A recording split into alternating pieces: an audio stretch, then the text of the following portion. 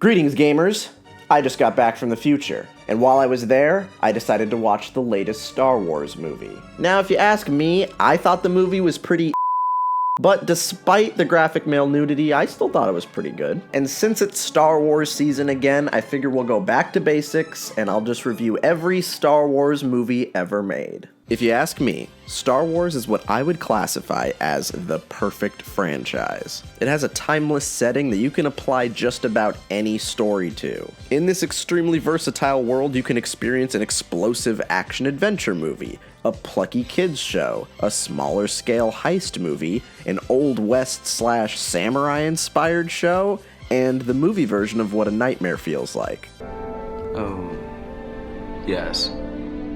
And everybody has their own favorite Star Wars thing. I like KOTOR and Clone Wars. A lot of people are really into that new Mandalorian show. And there are even some brave souls still playing Battlefront. But it all centers around the movies. So for the next few weeks, I'm going to be watching and ranking every Star Wars movie. I think it might take like 3 videos, because while I've already made videos on some of these movies, I haven't really gone too deep on most of them. So get ready, everybody, because this video is going to be the nice one, because we're going to start with the original trilogy, with a little movie that came out in 1977, simply called Star Wars.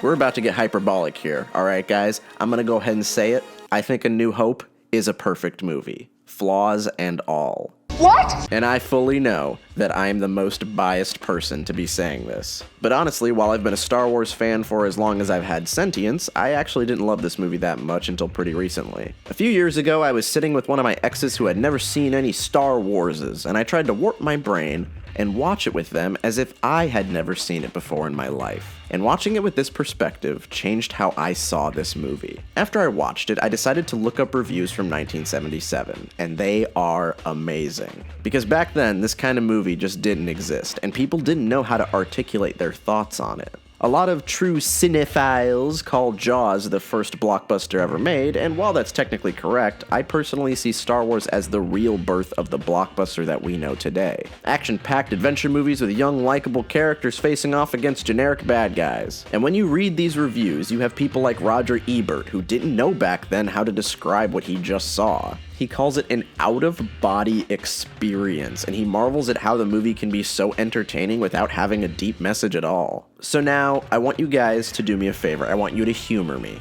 okay? Imagine watching this movie without knowing anything about Star Wars, without knowing what a stormtrooper is, without knowing anything about the Jedi or the Empire. Pretend these are all brand new concepts. I want you to watch this first movie with that perspective.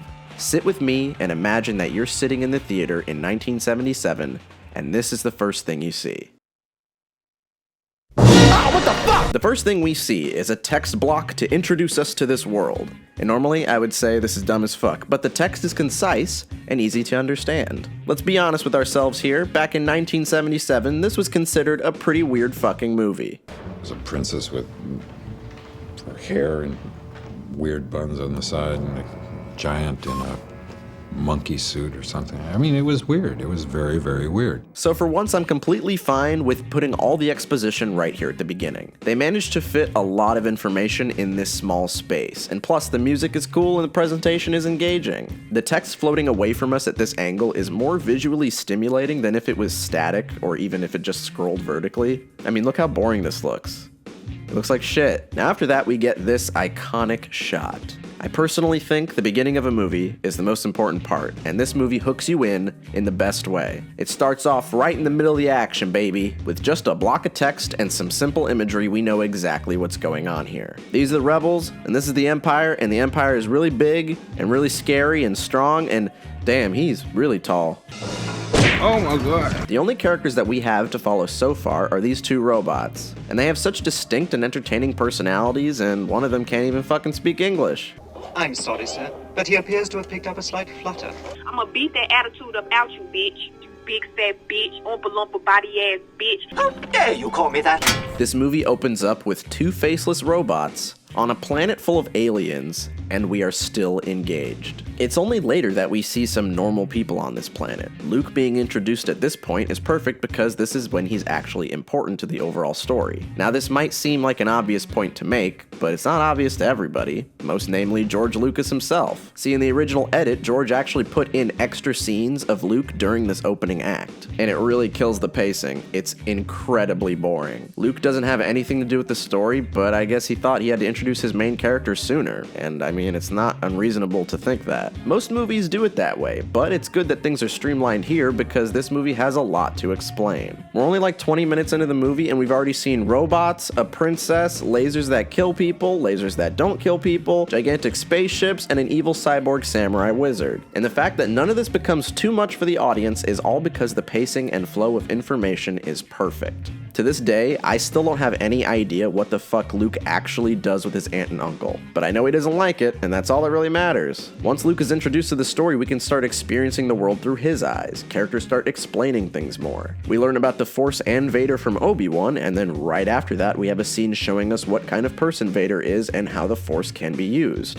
This is a perfect flow of information. As the events on Tatooine start ramping up, we see that the Empire has the princess, and they're fucking torturing her. Because while our heroes are moving forward, we as an audience need to be reminded that things are getting worse. This keeps the tension up. We are constantly building up the story and at the same time meeting new characters in an organic way. A lot of movies have trouble with balancing a large cast, but this movie manages to rapidly throw in character after character, and they're all iconic and distinct from one another. Rogue One has a cast that's basically the same size as this movie, and some of those characters are not fun to watch. Compare that to this movie, where each one of these characters is somebody's favorite Star Wars character. The Cantina scene is also perfect for world building because not only do we see that the galaxy is full of crazy aliens, normal humans, and whatever this guy is, we also see that, oh shit, the old man wasn't lying. He actually is a badass. Also, that guy that our heroes just teamed up with and are putting their trust into is kind of a scumbag. In just one scene, we are told that Han is a wanted man, and then he murders the guy that told him that. As a lot of people already probably know, the original idea was to have Jabba show up here and talk about how Han is a wanted man. In the first draft, Greedo actually spoke English. He was gonna say some other shit, but they dubbed him over in an alien language so that he could exposit all the information from the Jabba scene so they could just cut that Jabba scene. This was all done to make the movie's pace a lot better, and it results in a perfect flow of information for the audience, and I am just so horny for that. This movie is really simple, but it's so effective, and honestly, it's not easy to make a movie that's this solid. This movie was labored over for a while. It got delayed a bunch, and it had to be reshot and re-edited over and over again until it was perfect. Compare that to the fact that the prequels supposedly got rushed and shipped out on one draft. If it was so easy to make a solid movie, then they'd all be this good. And we know that they're not all this good. I genuinely just love this movie so much. Even when annoying Star Wars fans are arguing about dumb shit, everybody can agree that this movie is great. I love how Vader and the environments kinda look like shit in this movie. I mean, he has fucking fingerprints on his helmet. People love that this universe looks dirty and lived in, but I think that was all kind of on accident. I like how Princess Leia is initially shown to be pure and kind-hearted in her first scene, complete with a pretty little musical cue. But then when she meets with the rest of the group, she's a sassy brat who just screams all the time. Put that thing away, you're gonna get us all killed! I really like the awkward stuff, like this moment from Darth Vader. I sense something. A presence I've not felt since... And the movie isn't just unintentionally funny either. This is the one movie that made people love Han Solo, and I honestly think it's solely due to the perfect comedic timing of this scene. Everything's perfectly all right now. We're fine. We're all fine here now, thank you.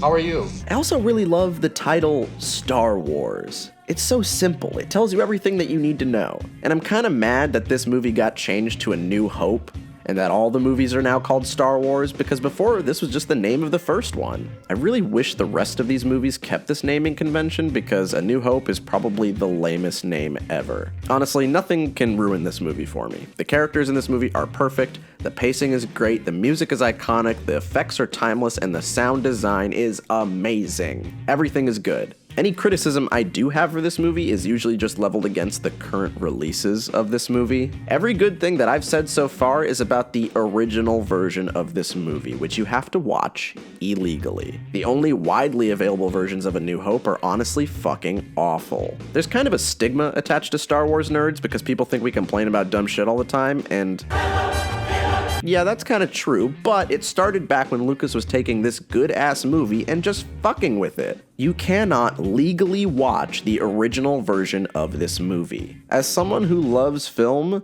this concept honestly disgusts me. I would feel the same way if you couldn't watch the original version of Twilight. You should be able to watch the original theatrical cut of a film if you really want to. But nope, instead we have these boo-boo-ass versions of A New Hope. And all these new versions shit on the stuff that I just praised. Oh, the movie has timeless practical effects? Fuck you, now there's CGI everywhere. Literally everywhere. Oh, the pacing is perfect? Fuck you, now we have to add scenes of pointless exposition with more bad effects. Oh, we have a scene that perfectly establishes one of our main characters and shows that he's kind of a scumbag? Nah, fuck that. We can't have him shoot Greedo first. That's what bad guys do. Let's make Greedo shoot first, and then Han breaks his neck to dodge it because he's cool and heroic. Oh wait, never mind. I changed my mind. Han can be edgy, but he still can't be evil, so he can't shoot first, but he can shoot at almost the same time as Greedo. And every time we re-release the movie, let's change it a little bit more. So now in the most recent version, let's add another line. It's really important that I add this line, okay? Everybody listen. So Han has his iconic line where he says this.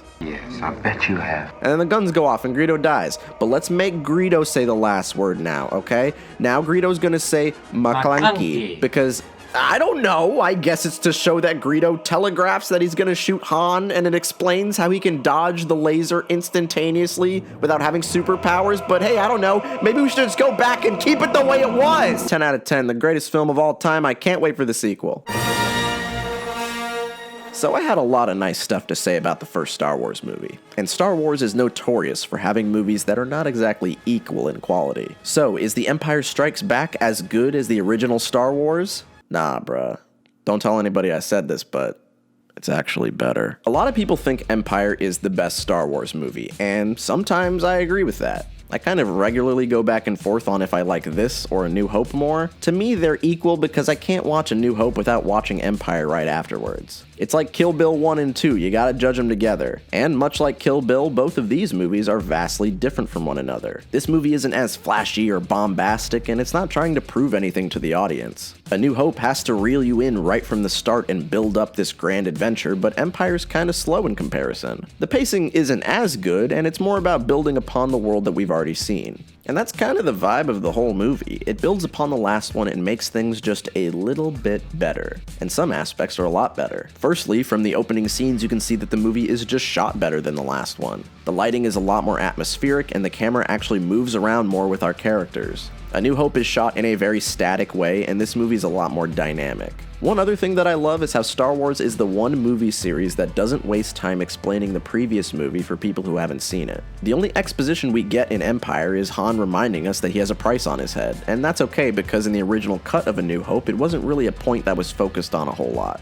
This movie fully expects that you have watched the original Star Wars, and if you were around when this movie came out, you probably did, so it's not that big a deal. Now, while the pacing in this movie isn't really as good, I do think the story flows in an engaging way nonetheless. Every Star Wars movie cuts between the heroes and the villains, and this is the first movie to show us more about the villains as people. Vader is a much more fleshed out character in this movie, and this is important because we're going to have to learn a lot more about him as a person so we can be hit harder by the twist in the climax. And every character, honestly, gets growth in this movie, which is something that's absent in the previous one. Han is struggling with his responsibility to his new friends because deep down he really wants to just run away and hide from all the conflict. Every time he wants to flee, he comes back to either save Luke or get closer to Leia, and it's only at the end of the movie that he finally accepts that he loves his friends and he is sacrificed to prove this point. And if you ask me, this is where Han should have died, but we'll talk more about that later. However, the best character growth in this movie is obviously Luke. Luke still just wants to fight the Empire because he's very much the same hot-headed, impatient kid from the last movie. He jumps headfirst into danger constantly, and this movie is basically a giant lesson for him to chill the fuck out and start thinking about things more. He wants to be a Jedi, but he doesn't want to put in the work. He thinks Jedi have to be strong, brave warriors, but the Jedi Master he meets in this movie is a weird goblin who steals his hot dogs.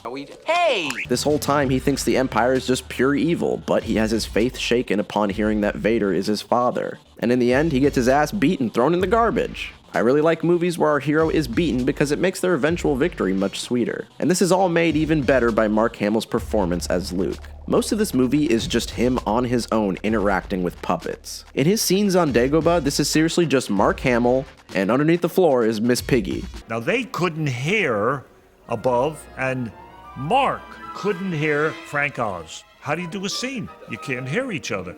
I give Mark a lot of credit for this. But despite that, these scenes offer some of the best moments in the entire franchise. My personal favorite moment in this movie is when Yoda explains the Force to Luke. Yoda's speech about the Force is the best explanation of what the Force is.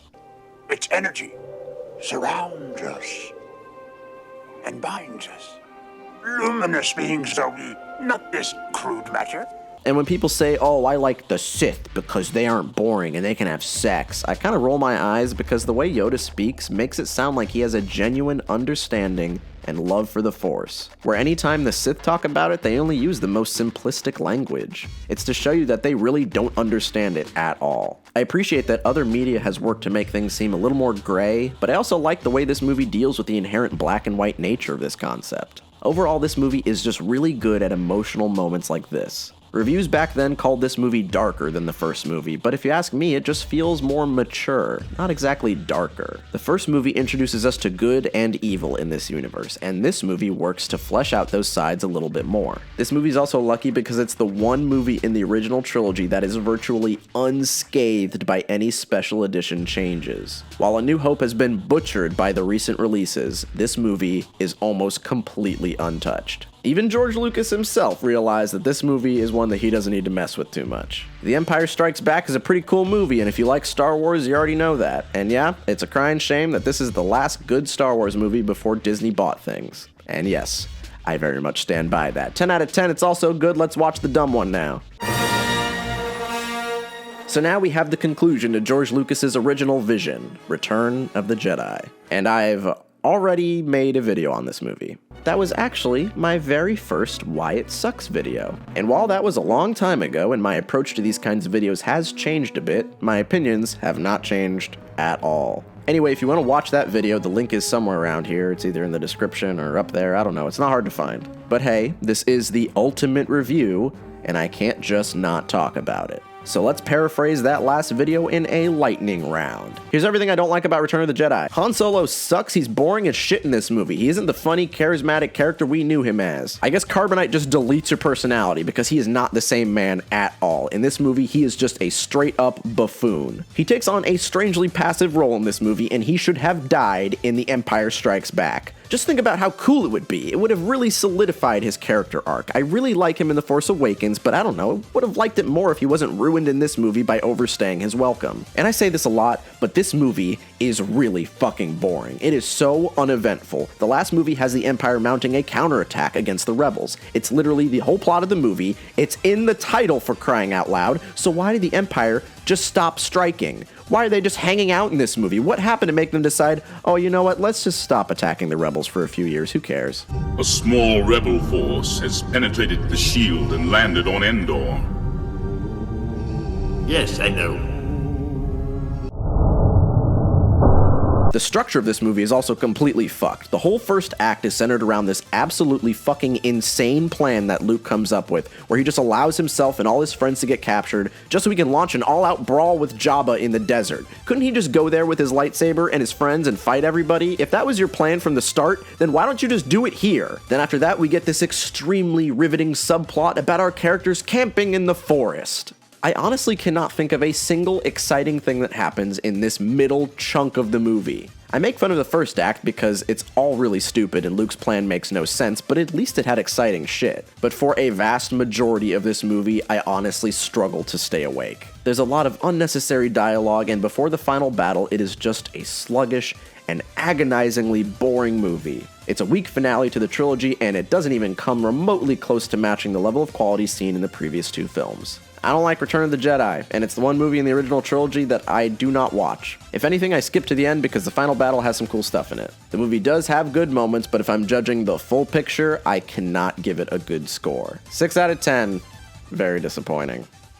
So that's the original trilogy out of the way, and despite the fact that I don't really like Jedi that much, I think we have a pretty good trilogy to work off of. It was certainly good enough to inspire fans for years to come, and in the late 90s, rumors were that George Lucas would return to make new movies. And while I had only been alive for 6 years, I still vividly remember going to the theater in 1999 to see a brand new Star Wars movie. So did George follow up with a faithful continuation to the franchise? No, he fucking shit all over it. These movies are bad. They're awful. And for some reason, this is now some kind of hot take. I feel like I'm living in an alternate dimension because people are actually trying to tell me these movies are good now. You have to literally be brainwashed in order to like them. The only people who like them are either children or people who watch them as children. And unfortunately, these children grew up into people with very strong opinions. And they want you to think these movies are secretly art. Well, they aren't. They suck. They're bad movies, and I do not want to watch them again.